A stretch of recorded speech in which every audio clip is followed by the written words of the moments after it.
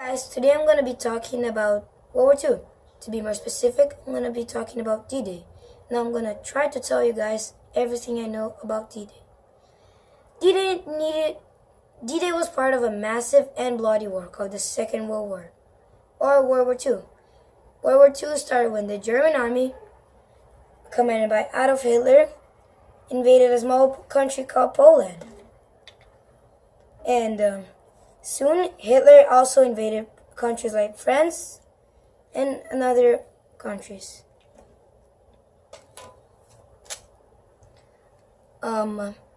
Making the Allies, which are those guys over here, really angry.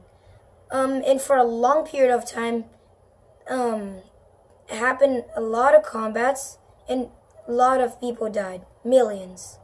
The Allies were tired of all of this and decided to give an end to the war by realizing the greatest amphibious invasion ever realized in history, D-Day. D-Day needed to be a great invasion, and it took more than 1 year to prepare. More than 2 million soldiers acted on D-Day, and the coast of England, right here, became a military camp facing the English Channel, which would be used to invade the French coast, Normandy. The Allies were planning D-Day since 1943, and Stalin, the Soviet leader, needed D-Day because the Germans were defeating the Russians in the east. But if the Allies pushed the Germans from the west, the Germans would be locked up together and would soon be defeated. Then the war would be finally over.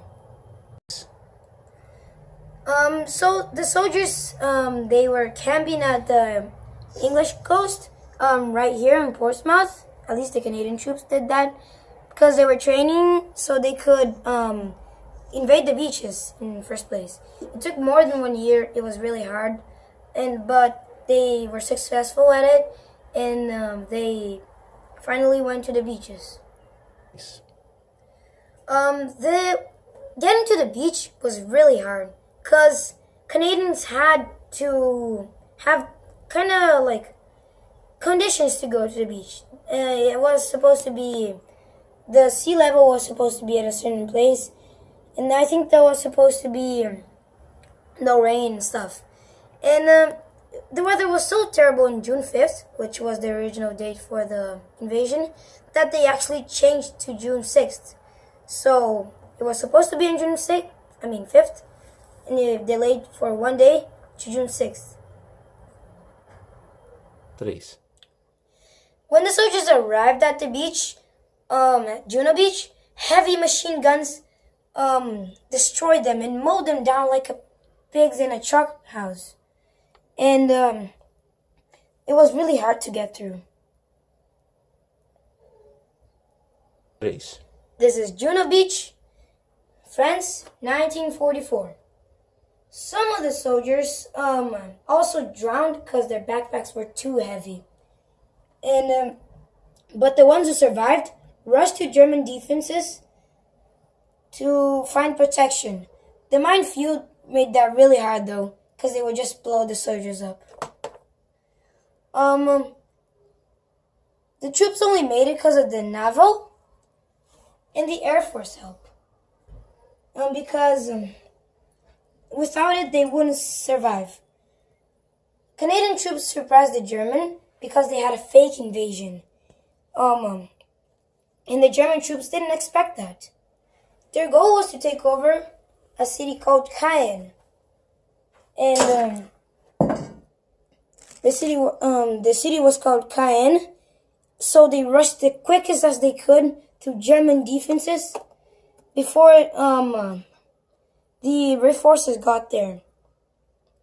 It is believed that the French resistance from the French army that got taken over by the German helped the Canadian forces by interrupting radio signs so they wouldn't be able to call for help. During the attack, both Air Force and Marine help was really important and extremely helpful for the attack. Airplanes had a really advantage in the flight because before the attack they had been destroying German airplanes. So there wouldn't be any German interruptions in the attack. They did that by destroying gas stations and airplane producers. Marine help was also important. The minesweepers would protect the soldiers from the mines so they wouldn't explode while getting to the beach. The airplanes also helped a lot with the invasion. While soldiers gone through German defenses, airplanes would attack German soldiers and invade the troops. And it was really helpful for the attack. The Air Force also had an important job, which was the parachutes. So the parachuters, they dropped out behind the German lines, and the German didn't expect that, and they surprised the German by the back, exterminating them. But the pilots dropped them at really bad spots, and that became a little problem because they didn't hit the target. So sometimes parachuters were off, and it wasn't good. But anyways, the ones who actually hit their target helped a lot because they totally destroyed German defenses. Now, all I just listed in this video was combined against the German in a single day. And it was too much for the Germans to take on. And finally, by the end of June 6, 1944, they were down and Canadians marched to the battlefield, going through the battlefield and going to future battles. They would go deeper and deeper until they couldn't anymore. And then finally, by the end of July, Normandy was free from out of Hitler's hand. Now we are getting to the end of the video. So I just wanted to say a couple of facts about D-Day and also explain how D-Day was important for World War II. First, I'm grateful for Canadian forces, and they did an amazing job, and I'm grateful for it. It is expected that, unfortunately, 359 Canadians lost their lives in the invasion, and even more lives were taken after they crossed German defenses. But their sacrifice was really good for us in the war. And the funny thing is that even though that the Germans got defeated by the Allies and everything happened, while D-Day happened, Adolf Hitler was asleep. And even though he received the message, he didn't even care because he underestimated the Allies.